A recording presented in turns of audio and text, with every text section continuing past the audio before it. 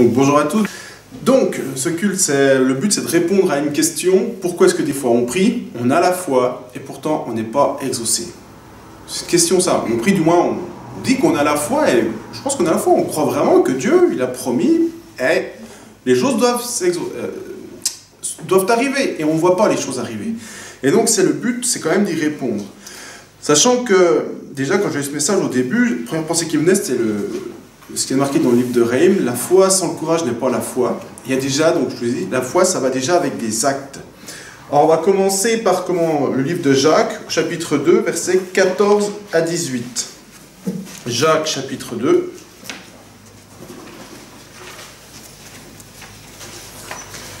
Donc, petite Philémon hébreu, Jacques, 1 de Pierre, entre Hébreu et Pierre, Jacques, chapitre 2. Versets 14 à 18. C'est tout bon? Je suis en train de chercher. Jacques chapitre 2, versets 14 à 18.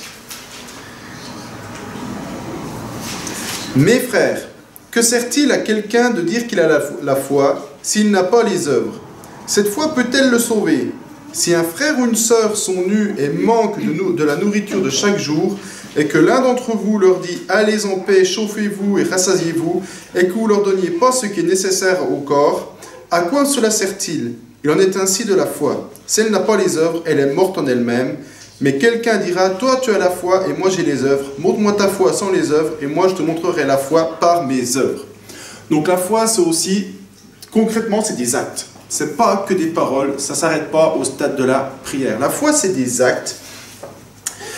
Et puis, par exemple, le salut, c'est par la foi. C'est-à-dire, de un, vous croyez que Jésus est mort sur la croix pour vos péchés. Déjà, que vous êtes pécheur, que Jésus est mort sur la croix pour vos péchés, qu'il est le Fils de Dieu. Première étape, c'est ça. Vous y croyez. Deuxième étape, c'est un acte. Vous posez devant des hommes, devant témoins, vous le confessez de votre bouche. Si vous croyez et que vous ne le confessez pas, ben vous n'êtes pas sauvé. Vous avez beau croire que Jésus est le Fils de Dieu, tout ça, mais si vous ne demandez jamais pardon, si vous ne posez pas l'acte de dire « oui, je reconnais que je suis pécheur, je te demande pardon », c'est comme si vous voyez la porte d'une maison, vous avez tout compris, il y a le loquet, il y a tout, vous avez la clé, mais vous ne l'ouvrez pas. Et il ne faut pas s'illusionner soi-même, si vous n'avez jamais posé cet acte, vous n'êtes pas sauvé.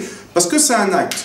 C'est comme si un enfant sait qu'il a mal fait, qu'il le reconnaît, mais qu'il ne demande pas pardon à ses parents. Est-ce que ses parents vont lui dire c'est bien? Ben non, mais ils attendent qu'il demande pardon.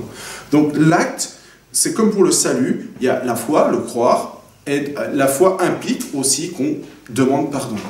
Ça va dans cette chose-là.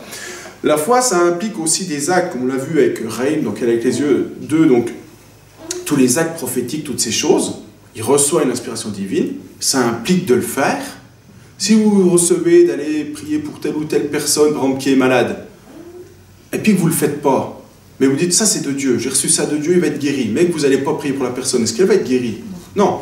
Donc la foi implique un acte, et ça implique de faire quelque chose. Vous avez toutes ces choses dans la Bible, dans Hébreu 11, on ne va pas le lire, on lira plus tard des extraits, mais il y a tout, il fait la liste de tous ceux qui ont par la foi, ont fait des grandes choses, des miracles, Abraham, tout ça. Quand on allait au Togo, on allait chez un frère qui s'appelle Kofi, qui avait un orphelinat, et il nous expliquait un coup, ben voilà, il y avait plusieurs bâtiments. C'est des petits bâtiments, il y avait un bâtiment central et plusieurs bâtiments, puis il y avait une vingtaine d'orphelines qui étaient. Et il disait, ben ouais, ça s'est fait année après année. Ben, quand on avait un peu d'argent, on faisait un bâtiment, on faisait telle chose. Et puis il disait qu'on avait après de nouveau de l'argent, on achetait des machines à coudre à chaque fois, parce qu'il les formait pour être couturière, puis il leur donnait le matériel pour qu'elles puissent avoir un métier. Et donc il disait, ben, on fait pas après pas, on avance, et à la fin il y avait plein de bâtiments, il y avait plein de choses. Mais il a dit, on n'a pas attendu d'avoir tout d'un coup. On n'a pas attendu pour faire quelque chose d'avoir tout l'argent nécessaire. Il a fait les choses pas après pas. Et donc, la foi, ça implique aussi, parfois, d'avancer pas après pas, et ça peut prendre plusieurs années pour voir l'accomplissement des choses. Parce qu'un des problèmes qu'on peut avoir maintenant, c'est qu'on voudrait que ça tombe tout cuit. On prie, hop, ça arrive. Par exemple, quand on cherche du travail, ben, on va le chercher. Quand on cherche un logement, ben, on fait le tour des annonces, voir qu'est-ce qu'il y a comme logement. Là, je reviens à des choses concrètes de la vie de chaque chrétien. Là, c'est pas, on parle de choses concrètes de notre vie de tous les jours. la foi, ça implique de demander à Dieu, de croire qu'il va agir, et nous d'agir aussi, de commencer à faire les choses, et c'est Dieu qui a aplani les voies.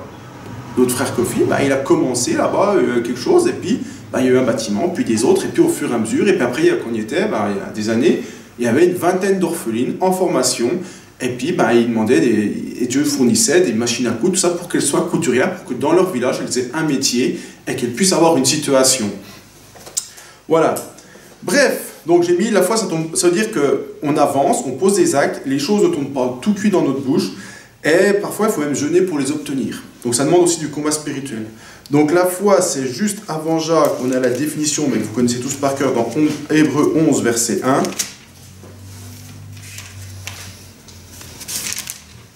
Hébreux chapitre 11, verset 1. Mais bon, vous le connaissez tous.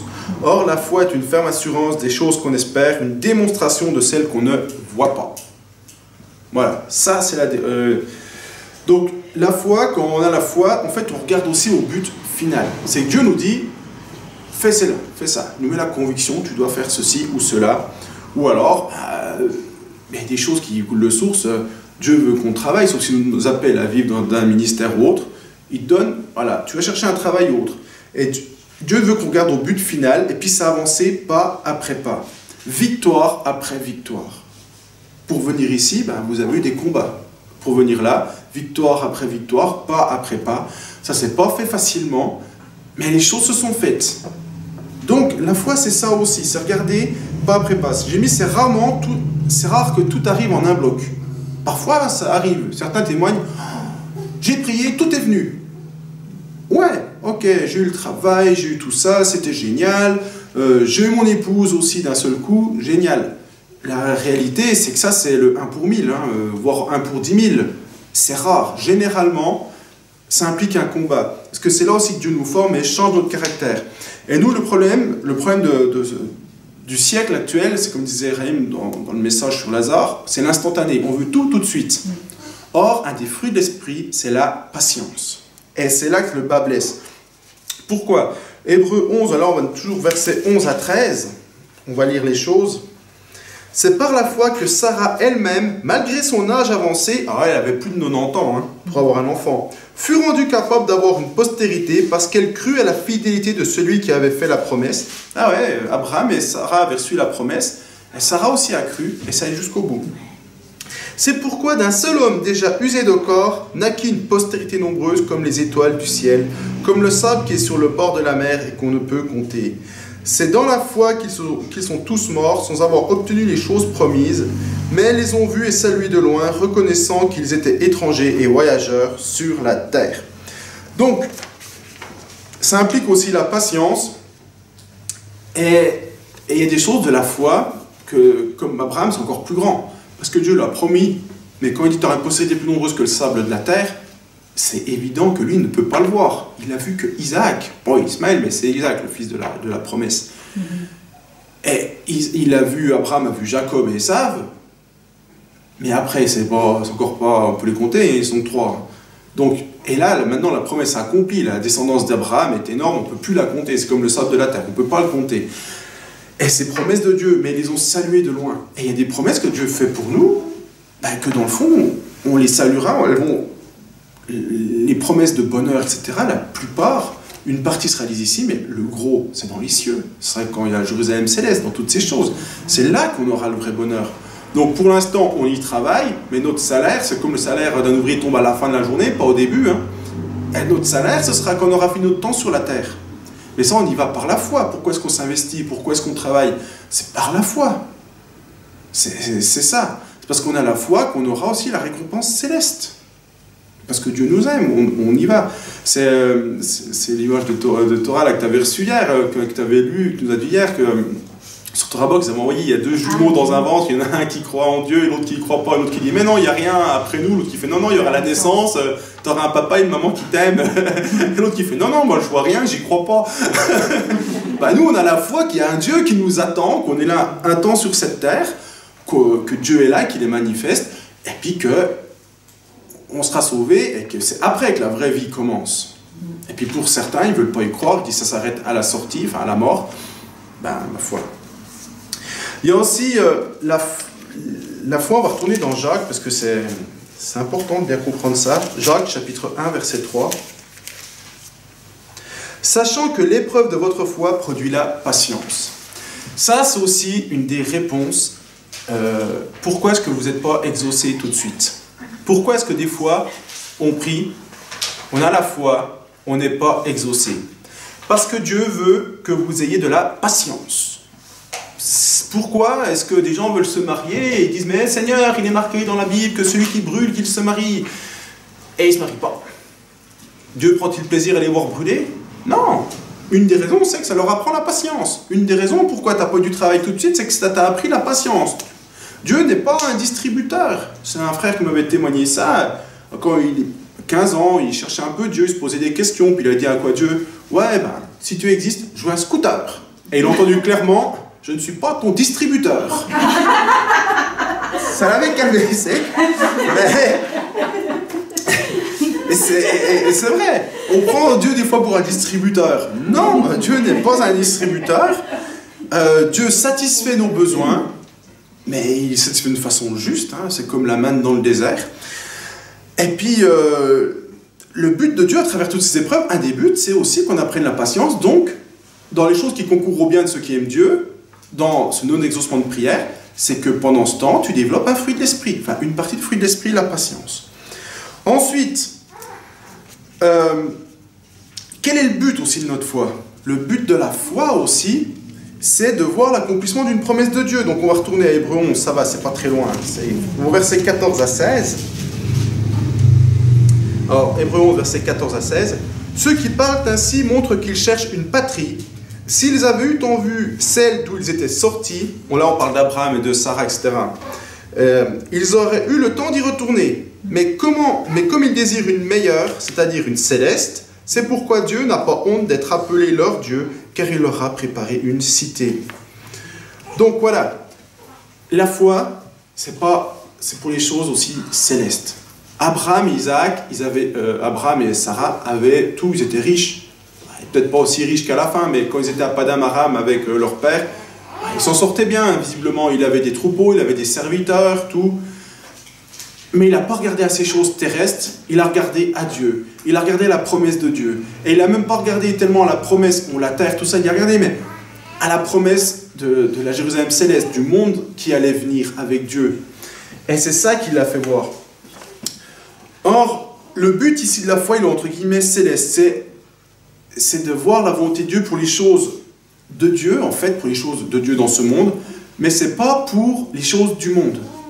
Le but de la foi, c'est certainement pas pour devenir riche, sauf si c'est la volonté de Dieu pour que vous puissiez, si Dieu vous enrichit, c'est pour aider les autres. C'est pas pour vos beaux yeux. Alors, le but de la foi, donc voilà, c'est déjà, faut pas se tromper de niveau. Le but de la foi, c'est pas pour les choses du monde, c'est pour les choses célestes. Même si il y a des promesses que Dieu dit, ben voilà, les petits oiseaux n'ont pas besoin de se soucier de quoi ils mangent. Tu n'as pas besoin de te soucier de ça, ni des vêtements. Dieu pourvoit, nous on le voit, vous le voyez. Il y a des choses, vous n'avez même pas besoin de prier, on voit les choses qui arrivent. Ici, tout le monde, on peut le témoigner. Du moment que dans la volonté de Dieu, il pourvoit toutes ces choses. Des fois, on doit prier, ok. Des fois, on se retrouve peut-être pas forcément avec les vêtements qu'on aurait aimé. C'est pas grave, Dieu a pourvu quand même. C'est comme la manne dans le désert, hein. Ils n'ont pas toujours eu, ils n'ont pas eu de la viande. Bon, bah, ça ne sert à rien de réclamer de la viande. Si un jour il y a la famine qui revient, et elle va revenir, eh ben, nous on est assurés, via Dieu, d'avoir à manger. Est-ce qu'on aura des côtes de bœuf? Je ne pense pas. Je crois que ça peut arriver, mais on aura à manger. Ça c'est sûr, c'est promis. Donc ces choses, là effectivement, si jamais on a besoin de manger, ben, on demande à Dieu, on aura la foi, et Dieu pourvoira, parce qu'il l'a marqué noir sur blanc dans la parole, c'est Jésus qui l'a dit. Mais la foi, c'est quand même pour les choses célestes de Dieu. C'est pas, ah Seigneur, je veux la dernière Ferrari, ou je veux la dernière chose. C'est pas ça. On voit largement au-dessus. Donc c'est pour voir l'accomplissement de choses de Dieu, pour des promesses de Dieu. Et les promesses sont célestes. Elles vont dans les choses de Dieu d'un autre niveau. Et Jacques, alors, pourquoi quand on reçoit aussi pour nous une promesse de Dieu, et parfois on la voit, elle ne s'accomplit pas? Pourquoi est-ce que Dieu peut dire, bah, je veux que tu fasses ci, je veux que tu aies tel emploi, je veux que tu ailles vivre à tel endroit, et puis ben, la chose ne s'est pas réalisée. Alors qu'on a prié, on a eu la foi, on a fait même les démarches, bloqué, rien ne s'est passé. Et là, c'est important de commencer à réfléchir. On va y voir dans Jacques, chapitre 4. C'est bien, ces deux livres voisins. Jacques, chapitre 4, versets 3 à 6. Il faut se concentrer là-dessus. C'est Jacques qui donne la réponse. Jacques, chapitre 4, versets 3 à 6. Vous demandez et vous ne recevez pas, parce que vous demandez mal dans le but de satisfaire vos passions. Adultères que vous êtes, ne savez-vous pas que l'amour du monde est inimitié contre Dieu? Celui donc qui veut être ami du monde se rend ennemi de Dieu. Croyez-vous que l'Écriture parle en vain? C'est avec jalousie que Dieu chérit l'Esprit qu'il a fait habiter en nous. Il accorde au contraire une grâce plus excellente, c'est pourquoi l'Écriture dit « Dieu résiste aux orgueilleux, mais il fait grâce aux humbles ». Alors, verset 3, il est quand même parlant, c'est « Vous demandez, vous ne recevez pas, parce que vous demandez mal dans le but de satisfaire vos passions. » Alors, souvent quand on demande à Dieu, on parle d'un chrétien de base, je ne parle pas de superbe action, je parle de ce que tous les chrétiens vivent. Ça peut être une épouse, parce que c'est quelque chose qui parle beaucoup à la jeunesse, ou un époux, ça peut être un travail, ça peut être un logement, plein de choses de base, même une voiture si vous en avez besoin. Pourquoi est-ce que Dieu ne vous le donne pas? Pourquoi Dieu ne vous donne pas cette situation? Parce que vous la demandez, mais vous la demandez, c'est même considéré comme pas demandé, parce que vous la demandez mal dans le but de satisfaire vos passions. Pas dans le but de rentrer dans la voie de Dieu pour vous, à travers ce travail, à travers cette épouse, à travers ce logement. C'est pas ça votre but. Vous le demandez, Dieu vous le promet, mais pourtant, il ne vous le donne pas, parce que dans le fond de votre cœur, en fait, c'est pour nous. C'est pas pour voir la volonté de Dieu, mais c'est pour satisfaire ses convoitises charnelles. Et là, ça passe pas. Pourquoi vous allez me dire, bah, si Dieu m'a promis d'aller vivre, je sais pas, une ville qui peut faire rêver, j'en sais rien, ou au fin fond de la jungle, chaque fois que je veux y aller, c'est impossible, j'ai pas les visas, ou j'arrive pas à trouver de logement, ou alors j'ai pas la situation, j'ai pas le travail. Pourquoi alors que je le veux, Dieu il a de conviction aux frères et aux sœurs, j'ai la conviction, il y a tout, et ça ne marche pas. Et on prie, et on croit que Dieu va agir, parce qu'il est maître du monde, et ça ne marche pas. Parce que dans le fond de ton cœur, il reste un petit truc de la convoitise. Peut-être que d'aller fin fond de l'Amazonie, dans ton cœur, ça dit, dis donc, je suis quelqu'un d'important maintenant. Ou, dis donc, tiens, je vais avoir une voiture, bah, génial, bah, tiens, je vais prendre la petite Ford Mustang, comme ça, bien rouge pétant, elle est belle celle-là, elle me plaît, je vais pouvoir faire le malin. On en voit des fois des voitures comme ça, elles font 5 mètres de long pour 2 demi-places, avec un immense bruit. C'est pourquoi? C'est pour te véhiculer, aller de point A au point B? C'est ça ta voiture? Je dis pas que... C'est pour se faire voir, exactement. La voiture, ok, on peut prendre une confortable si vous faites beaucoup de route ou autre. Mais le but d'une voiture, c'est quoi? Tu vas du point A au point B, en peu de temps, basta. C'est pas se faire voir. Ou alors vous achetez une voiture comme il passe les cirques avec les sirènes au-dessus et puis vous faites la pub. Ben, si vous voulez évangéliser comme ça, pourquoi pas? Mais le but, c'est pas de se faire voir. Et si dans ton cœur tu demandes à Dieu une voiture alors que tu en as besoin et que Dieu veut que tu en aies une, mais que au fond tu vas à tout prix tel modèle parce que c'est pour te faire voir, ça ne marchera pas. Si tu veux tel adieu veut par exemple un appartement pour toi ici, mais il veut pour toi juste un appartement pour que tu vives parce qu'il sait que te déplacer et autres, et que toi tu veux un palace, ça ne marche pas. Ou alors si tu veux dans le fond un appartement parce que ta volonté c'est d'avoir ton petit jardin, ton grand canapé, ton immense télé et te reposer, ben, c'est quoi le mieux pour toi? Que tu vives dans ta voiture en priant Dieu, en cherchant sa face tous les jours, ou que tu dormes devant ta télé tous les jours? Ben, c'est quoi le mieux pour toi? Ben, c'est ta misère dans ta voiture. C'est triste à dire parce que au moins pendant ce temps tu cherches Dieu. Mais il ne t'exaucera pas parce que dans le fond de ton cœur tu as encore ce problème-là. Ce problème que tu veux ton canapé, ton confort et ta petite vie. Et bénis Dieu qui ne t'exauce pas, parce que s'il t'exauçait et que tu vivais comme ça, ta foi s'éteindrait, tu apostasierais, hein, on peut dire ça, et ta vie chrétienne mourrait. Parce que si Dieu cédait à tous nos caprices, toutes nos convoitises, vous imaginez? On va retourner au reste dans Jacques, 1 verset 14 à 15. Alors, je ne vais pas très loin, hein, je suis toujours dans les mêmes livres.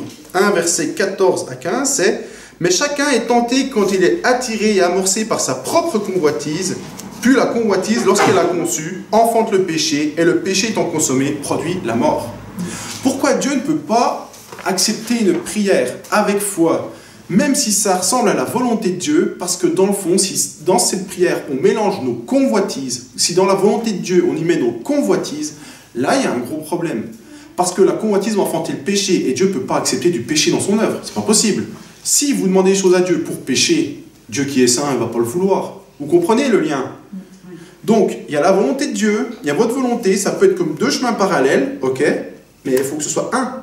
Et si, dans la volonté de Dieu, vous voulez vos convoitises charnelles, vous dites, ah oui, Dieu, imaginons qu'il vous donne un bel appartement, puis que vous, en même temps, ah génial, j'aurai un immense canapé, une immense télé, je pourrais me reposer 5 heures par jour, parce que 2-3 heures par jour devant la télé, ça passe assez vite, et le reste sur Internet. Ben, tu n'as pas de prière, tu n'as pas de communion avec Dieu, donc, dans le fond, tu pêches. Et Dieu, il préférait que tu sois dans ta voiture. C'est de la logique. Donc, même si on convoite quelque chose qui a l'air bon, par exemple, vous pouvez vous dire, ah mais quand même, si je me marie, je serai plus facile pour prier, ce sera plus facile pour ça. Mais si au fond de ton cœur, c'est le mariage pour des trucs purement charnels, sans faire de dessin, Dieu ne va pas te l'accorder. Ou alors, s'il te l'accorde, tu risques d'avoir la même à la maison que toi et tu ne vas pas rigoler. Je veux dire, tu auras la personne qui aura le même fond que toi. Voilà, si je pense me faire comprendre, même si c'est un peu voilé, si votre but, c'est pas de vouloir faire la volonté de Dieu, mais satisfaire vos envies, vos désirs charnels, ça ira pas loin. Ça n'ira pas loin. Alors, Dieu voudrait que vous vous mariez, c'est la volonté de Dieu. La Bible dit que c'est une chose bonne, même si c'est meilleur d'être célibataire. La Bible dit que c'est quand même bon le mariage. Cela dit, quel est le but de ton cœur? Pour un travail, quel est le but de ton cœur? La volonté de Dieu ou ta volonté? On va essayer de me battre contre Dieu pendant plusieurs années dans ce domaine. Au bout d'un temps, on laisse tomber, hein, parce que Dieu n'est plus... ça marche pas. Parce qu'on peut vouloir telle ou telle chose pour se dire, ah quand même, je suis arrivé à une telle situation sociale, ah quand même, ah maintenant je gagne bien ma vie, je suis bien réussi, je suis fier de moi. Mais ça va vite, ces petites convoitises.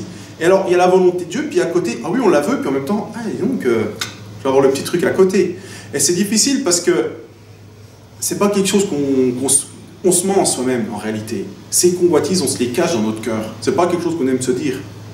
Et ça me fait toujours penser que dans l'armure du chrétien, ça commence toujours par la ceinture de la vérité. Et c'est important. Et si vous bloquez sur quelque chose, demandez peut-être à Dieu s'il y a une convoitise dans votre cœur qui vient se mêler à là.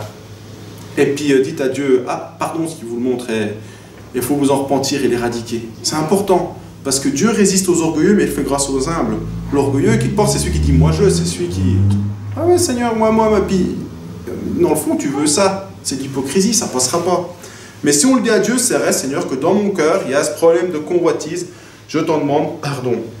Vous savez, là j'ai la MacArthur, et il parle de la convoitise.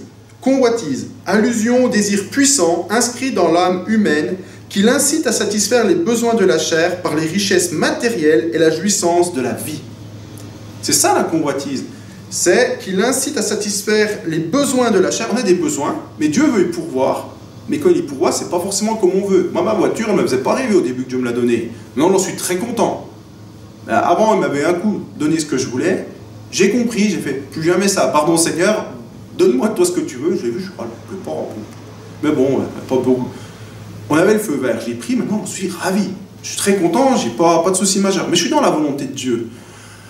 Mais avant, Dieu a dû m'apprendre que ma volonté n'était pas bonne. Parce que c'était pour satisfaire les convoitises de ma chair, les jouissances de la vie. En raison de sa nature déchue, l'homme a une propension à convoiter tout ce qui peut être satisfait par le péché. Sa propre confirme la nature individuelle de la convoitise. Elle revêt une forme différente pour chaque être humain.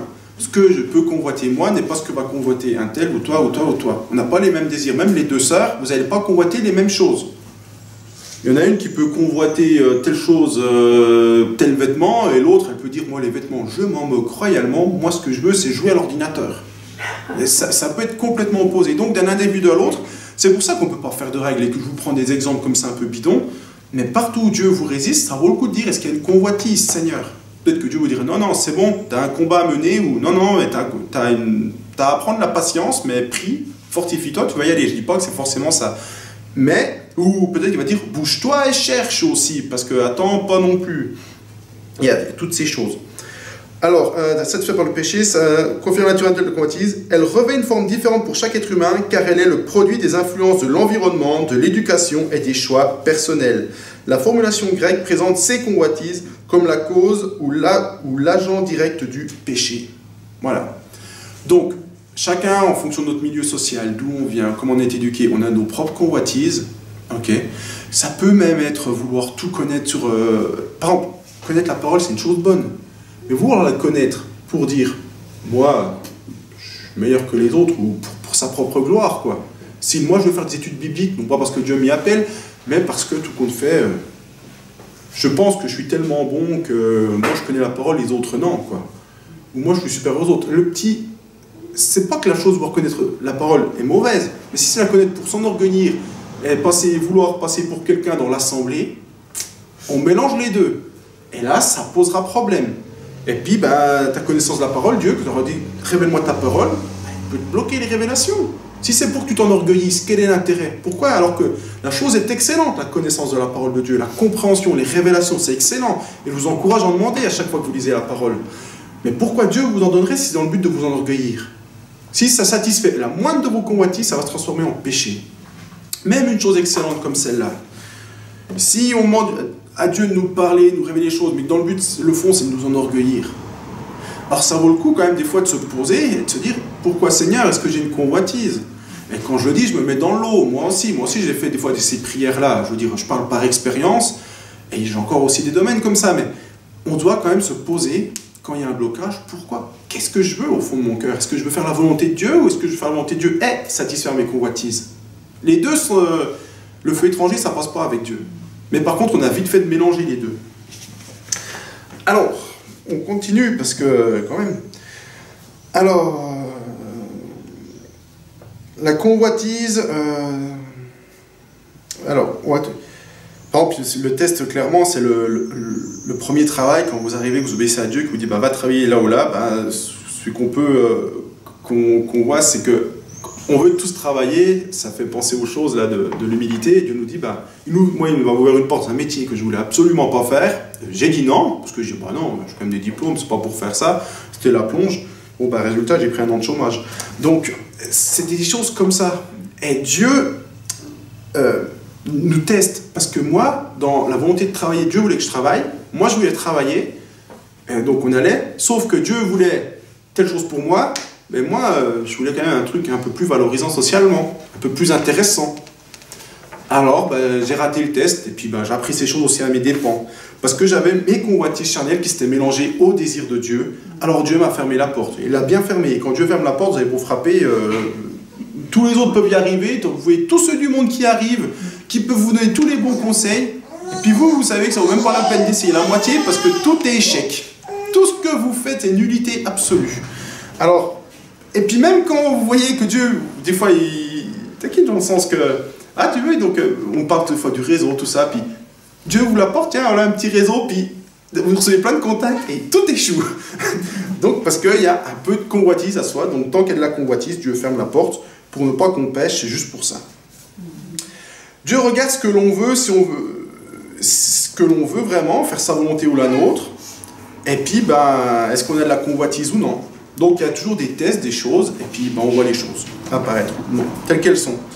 C'est important dans ces temps-là, parce que on croit toujours que la foi c'est pour des choses grandes, prier pour les malades, tout. La foi elle commence dans les choses toutes simples de la vie. Quand on prie pour de la nourriture, imaginez que vous n'avez rien, imaginons dans les temps qui viennent, mais que vous demandez de la nourriture, est-ce que vous dites à Dieu, donne-moi de l'argent que je puisse acheter la nourriture. Et puis Dieu, imaginons que vous fait livrer un repas, c'est un plat de pâtes, sauce pesto ou spaghetti bolognaise. Ok, vous n'aimez pas ça spécialement. Vous imaginez le laisser et puis dire, écoute Seigneur, non, moi je veux du foie gras avec des toasts et puis un petit peu de saumon. Mais des fois, pour le travail, moi c'est ce que j'ai fait. Hein. Je veux dire, il m'a donné un truc simple, je dis non, moi je veux mieux. Mais j'ai pas pris. Et c'est pour cet exemple avec la nourriture, ça paraît aberrant. Et on le fait dans d'autres matières. Sauf que quand ça nous arrange, on ne le voit pas. C'est tout, parce qu'on est aveuglé. Alors, la convoitise, si tant est qu'il est bon de le répéter, mais je vais juste lire Exode 20, verset 17, parce que c'est marqué dans la loi, qui n'est pas aboli, mais accompli. 20, verset 17. Exode 20, verset 17. À la 20, verset 17, je ne relis pas tous les commandements, mais juste le dernier, c'est « tu ne convoiteras point la maison de ton prochain, tu ne convoiteras point la femme de ton prochain, ni son serviteur, ni sa servante, ni son bœuf, ni son âne, ni aucune chose qui appartienne à ton prochain. La convoitise est interdite. Pourquoi? Parce que la convoitise nous fait pécher. C'est ce que nous dit Jacques. Alors, tout ce qui est charnel, pour tout ce qui est convoitise charnelle, c'est interdit. Mais, quand on lit bien, la maison de ton prochain, tu ne convoiteras point la femme de ton prochain, son serviteur, tout ça, toutes ces choses sont charnelles. Pour ce qui est du spirituel, non. La Bible nous enjoint à désirer les dons.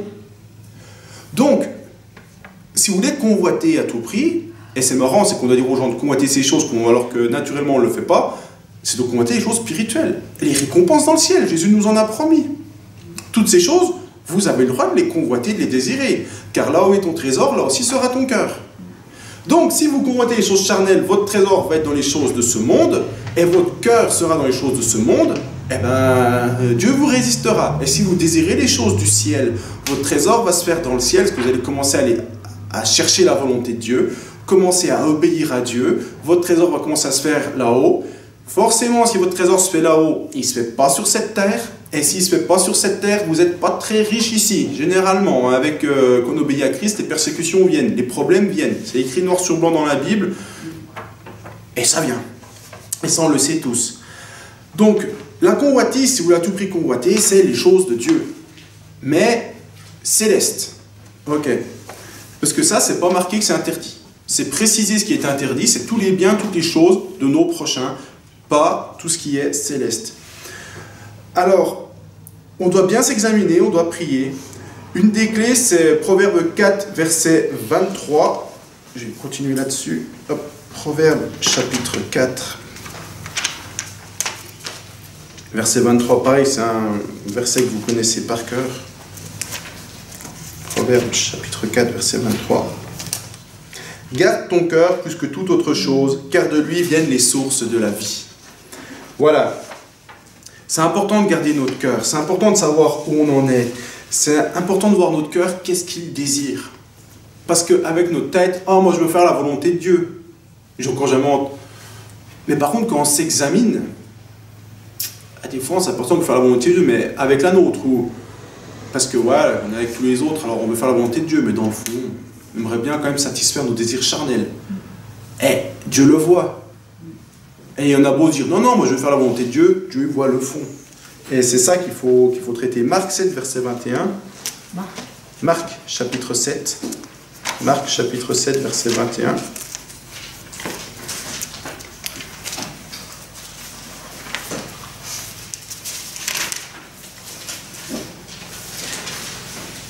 C'est bon? Marc, chapitre 7, verset 21, donc. Car c'est du dedans, c'est du cœur des hommes que sortent les mauvaises pensées, les adultères, les débauches, les meurtres, les vols, les cupidités, les méchancetés, les fraudes, les dérèglements, le regard envieux, la calomnie, l'orgueil, la folie. Toutes ces choses mauvaises sortent de dedans et souillent l'homme. C'est pas moi qui le dis, c'est Jésus. Donc, on doit veiller sur notre cœur. Parce que même quand on pense vouloir faire la volonté de Dieu, eh ben, si notre cœur s'en mêle, pas des bonnes choses qui viennent. Donc ça peut être vraiment la cause de blocage. Alors, Jacques chapitre 4, versets 1 à 6, donc on retourne chez Jacques.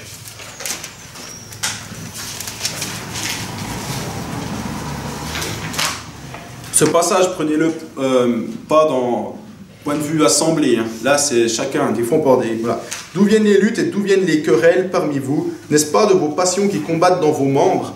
Là, c'est pas entre nous, il n'y a pas de querelle. Ça veut dire que c'est des fois en nous, par des luttes, des querelles, je comprends pas, mais ça m'énerve.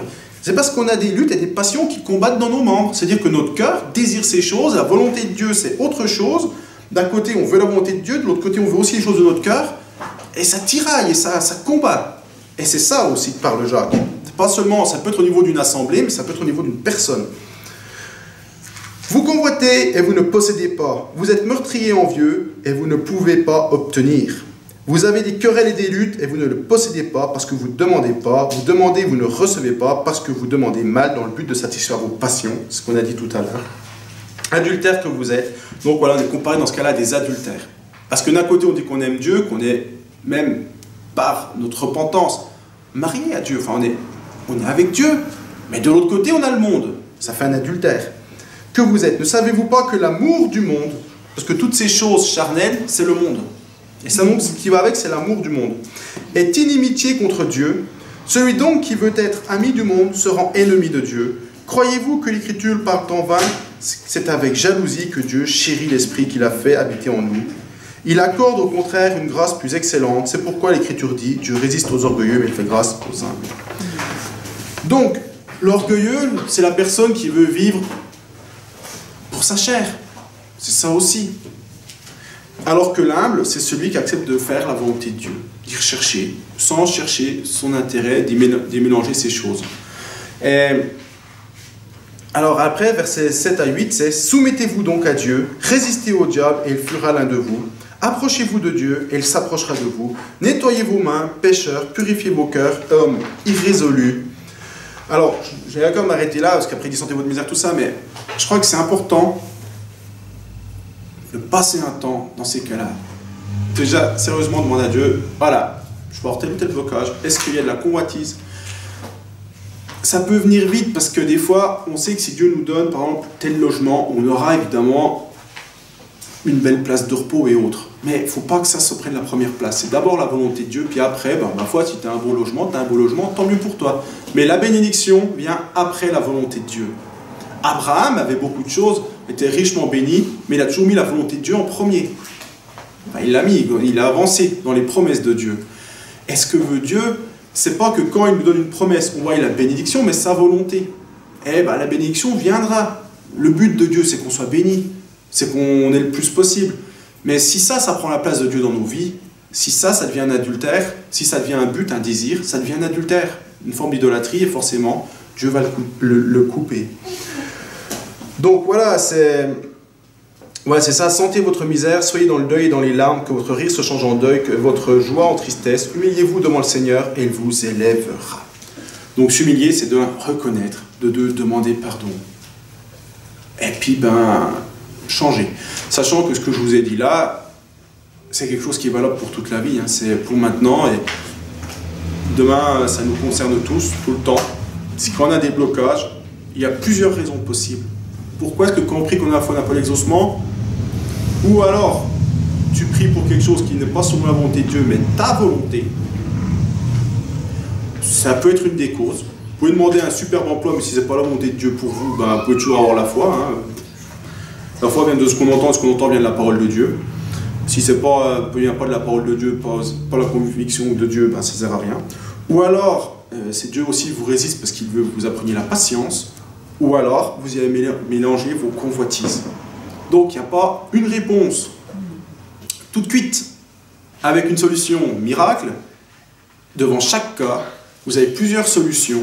Et il est bon, en tout cas, la Bible dit au jour du malheur, réfléchis. C'est peut-être quelque chose qui est trop oublié dans le milieu chrétien. Des fois, on prie 6 mois, mais Dieu dit au jour du malheur, réfléchis. Ça veut dire, pose-toi la question, pourquoi ça ne fonctionne pas? Et c'est important de réfléchir, dire, mais pourquoi ça ne fonctionne pas? Attends, j'ai fait ça, Seigneur, montre-moi. Et Dieu va vous montrer les choses. Mais il ne faut pas non plus croire que si Dieu dit réfléchis, ça veut dire qu'il te demande aussi un effort intellectuel de ta part. Des fois, on dit Dieu montre-moi, mais Dieu ne montre rien. Oui, mais est-ce que tu as réfléchi? Est-ce que tu t'es retourné un petit peu voir c'est quelque chose qui pouvait bloquer aussi? Ça va de pair. Fais un pas, Dieu fait le reste, j'ai envie de dire. Ou on fera 2 ou 3 pour toi. Mais il faut vraiment qu'il y ait des efforts à faire. Et le fait de vouloir tout maintenant, tout de suite, sans effort, c'est aussi une tare qui bloque. Et le problème de cette culture qu'on a, c'est que ça tue aussi la foi. Parce que si vous voulez tout de suite maintenant, la foi qui est là pour t'apprendre la patience, vous la rejetez. Et on prend vite fait la solution de facilité.